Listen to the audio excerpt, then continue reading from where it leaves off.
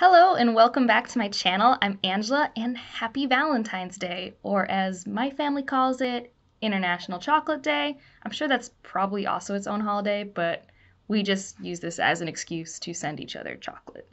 And I can't send you all chocolate, but I figured I would do the chocolate book tag. So I'm going to tag people at the end, but if you are a chocolate lover like me and book lover, this is a great tag, and I want to see it going around because I think it was really fun to do.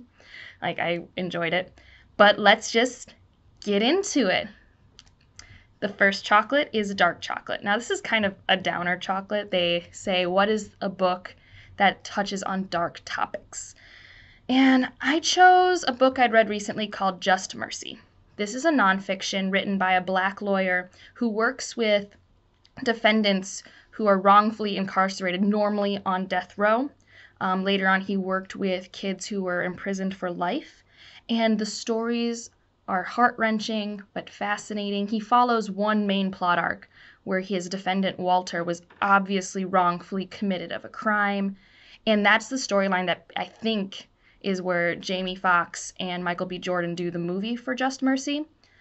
I highly recommend this book. Even though a lawyer wrote it, it is so accessible, and I really think it's not like it's a problem of 20 years ago. It's a problem of today, and people should really be exposed to it and understand it.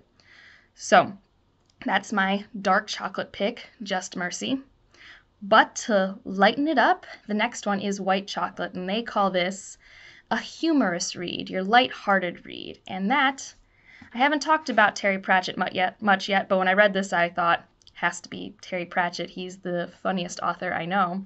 And I chose Going Postal. This is the first Terry Pratchett I read, and it's glary for some reason. And honestly, it's been 4 years since I've read it, but I was so pleasantly surprised and laughing. It's so satirical. If you have ever had to call a cable company or a phone company or anything and just been met with vast incompetence and wondered why things are the way they are, this book, you will feel heard. And it's really funny. And Terry Pratchett, he is the humorous voice. Even if you don't love fantasy, I think you can take a lot from it. This is a fantastical book, but it's just silly more than anything else. So that was the obvious white chocolate pick. And the next one on the tag is milk chocolate. So the idea behind milk chocolate is it's the super hyped book that you can't wait to get to. And for me, that is A Curse So Dark and Lonely. I think this is hyped enough. I don't know. I've seen it on a lot of booktube channels, and I really want it, and I'm putting my hold in, and I'm going to read it as soon as I can. This is a Beauty and the Beast retelling from what I can tell. I'm a sucker for a retelling, and I hear it's really good, and the sequel's really good. And I need a new YA series to get me excited. So that's my milk chocolate pick. And the next one is chocolate with a caramel center.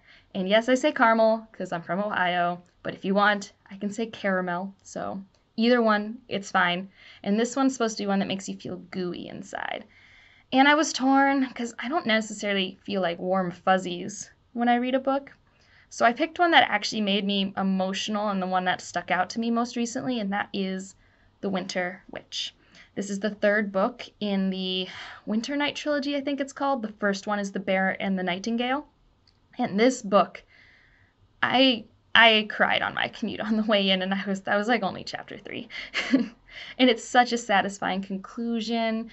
You get to follow this young woman grow up and find herself, and I just really resonated with her and her journey, and it was very satisfying, and I loved it. So I guess that was the closest I could think of for the gooey feeling. So the next one's a little weird. The next one is a wafer-free Kit-Kat, which is a crime. Kit-Kats are my favorite chocolate and should never be without wafers. But I guess that's the point, because this one's supposed to be the biggest surprise. And I've mentioned this before, but my biggest surprise is The Last Wish. Now, all I knew about this one going into it was just the trailer for the Netflix show. I saw the trailer, I was like, oh, this looks awesome. I want to support this fantasy. I need to go read it. And I did, and a couple things surprised me. I knew it was a short story collection, but I didn't know how much I would enjoy that narrative structure. because they still were cohesively connected, in my opinion, even with the nonlinear time jumps. I loved Geralt. He is so sassy and so resourceful. He's a real badass monster hunter. I really enjoyed him. And he was just, I haven't liked a protagonist that much in a long time. And that was really refreshing. And this whole world I am so excited about. It was such a surprise. I really hate the mass market edition for looking ugly. I know I've said that before, and I'm still upset about it. And the next one is your Snickers pick. And Snickers is supposed to be a book that makes you go nuts. And that one's hard because I don't know if I've had that strong of an emotion towards something, at least recently. Except I did finish an audiobook today called The Test, and it was crazy. It's only 2 hours. You should go listen to it. All I can tell you is that it's about taking a citizenship test, hence the test. And I have a lot of thoughts that I'm not going to tell you because I don't want to spoil it for you. But it is kind of making me go crazy.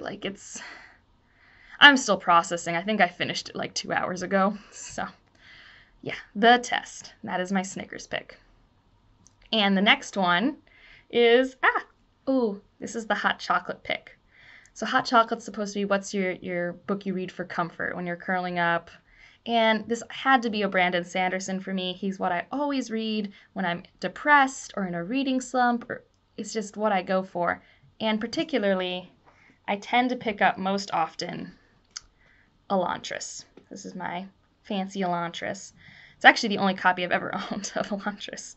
And this is nostalgic for me. It's the book that made me realize I love reading because after, high school kind of sucked that out of me.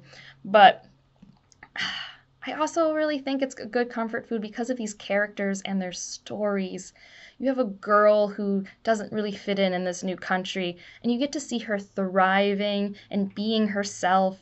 And that's just really great because we all, I think, feel like we don't fit in. And to see someone who doesn't fit in but being true to herself is really refreshing. And then you have the male lead. He is in the worst situation and nothing is going to get him down. He is going for it. He will make it work. And just that perseverance, that message of hope. I love this book. It will always be one of my favorite books. I don't even know how it could ever lose that spot in my heart. So that's what makes it my hot chocolate. And the last one, which I really had to brainstorm for, is The Box of Chocolates. This is supposed to be a series that has a little something for everyone, which seemed pretty hard when I was trying to brainstorm that. So I landed with His Dark Materials. I figure it's shelved in middle grade, it's shelved in young adult, it's shelved in adult, so it's for everyone in that sense. Also, do you want a coming-of-age story and with adventures and bear fighting?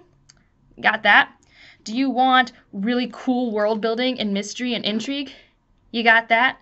Do you want, companions? They're not quite animal, but they're kind of animal-like companions. We got that in all of these. Do you want a love story? You got that. It is so good, and I think it really holds up. It is one of my favorite series. I haven't reread Harry Potter since high school. I've read this in grad school, and I love this. If I were to bet, and I haven't reread Harry Potter in a while, I bet this holds up for me more in terms of themes, but it also worked so well for me when I was 13 or 12, whenever I read it. So this is my box of chocolates, and it's really good. A warning about the adaptation. If you watch it and you've never read the books, read these two first, because it kind of spoils the first couple chapters of this one. Just the first couple, so you don't have to read, I guess, the whole book, but you want to be a few chapters in.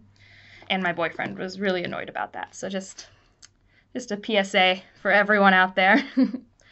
But yeah, that is my chocolate tag. And now to tag a few people. And obviously, any chocolate-loving person is welcome. I just don't want to be mean and over-tag people or be a bother. So I'm doing different people than from my last tag video, I'm pretty sure. And that is Sarah Hart's Books, who has some really fun vlogs I've been watching and enjoying lately. And then Sophia's Thoughts, who has really good videos. You should really check her out. That's where I got the recommendation for The Test from. Such a good book. Plants and Paperbacks. She started her YouTube account around the same time I did and loves fantasy. So if you love fantasy, you should get over there. Hey, Puta, stop chewing things. My cat is chewing my notebook with all my notes in it. And then we have Reads with Rachel, who is so passionate whenever she's talking about things on her channel, and it gives me life. She is such a joy to watch, so go check her out. And then Science Mama, who tagged me in the previous tag video I did, and I want to know what her chocolate picks would be. Because she doesn't typically read as much fantasy, she's more historical fiction and homeschool focused, but still I get so many good recommendations, and her channel also started around the same time as me. Well, that's it, everyone. I hope you're having a great Friday, and go eat a lot of chocolate for me, and that's really all I got. Yeah, if you liked this, I'm supposed to say this, subscribe, like, comment, whatever. Just have a great day. Bye.